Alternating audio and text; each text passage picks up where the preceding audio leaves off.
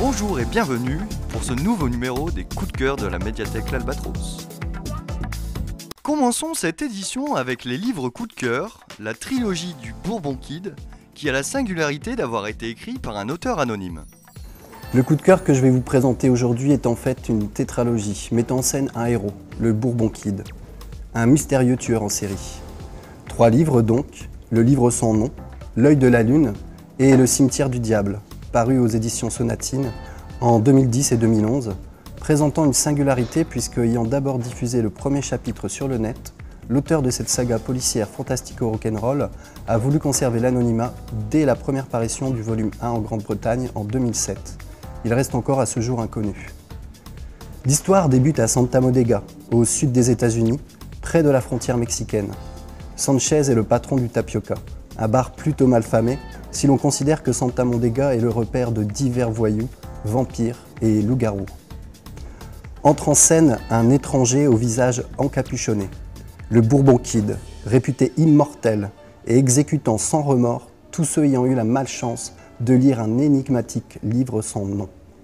La soirée au Tapioca Bar se termine dans un bain de sang dont seul Bourbon Kid et Sanchez, qui sera un des personnages récurrents de la saga, sortent vivants.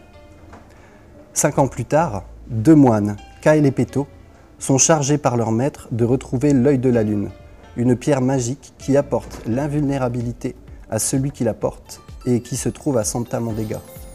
Selon eux, Bourbon Kid pourrait bien être le détenteur de cette pierre, à moins que ce ne soit Jeff, un redoutable chasseur de primes. Le temps presse car ils ne disposent plus que de quelques jours pour retrouver la fameuse pierre et la ramener dans leur temple avant que ne survienne la fin du monde. D'autant plus qu'El Santino, le parrain local, est lui aussi à sa recherche. Dans le même temps, une jeune femme, amnésique et seule victime encore vivante du Bourbon Kid, sort d'un coma qui a duré 5 ans. Qui est-elle? Quel sera son rôle dans cette épopée dantesque? C'est ce que je vous propose de découvrir lors de la lecture de cette passionnante saga, où vous croiserez un tueur à gages sosie d'Elvis, un inspecteur de phénomènes paranormaux tout droit sorti de la série X-Files, ou encore de véritables et effrayantes créatures de la nuit. Continuons avec le coup de cœur CD, l'album Remember Chet de Eric Lelanne, dont on écoute tout de suite un extrait du titre, Love for Sale.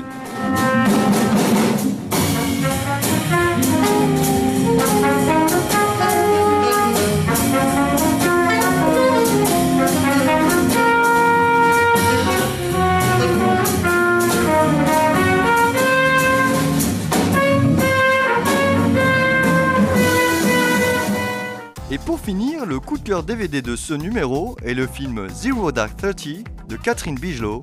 Tout de suite, bande-annonce.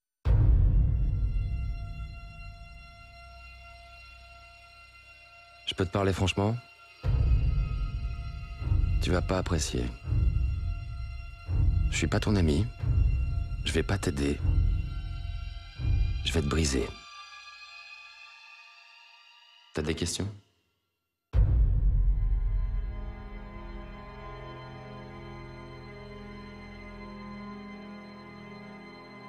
Je veux que ce soit parfaitement clair.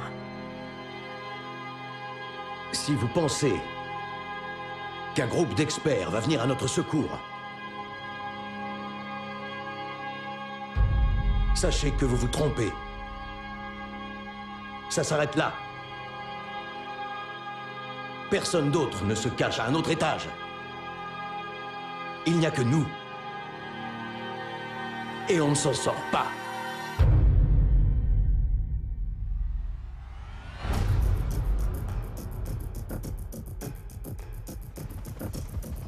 T'y crois, toi, à cette histoire? Oussama Ben Laden? Ouais. Qu'est-ce qui t'a convaincu? Son assurance. Si vous avez raison, le monde entier va vouloir participer.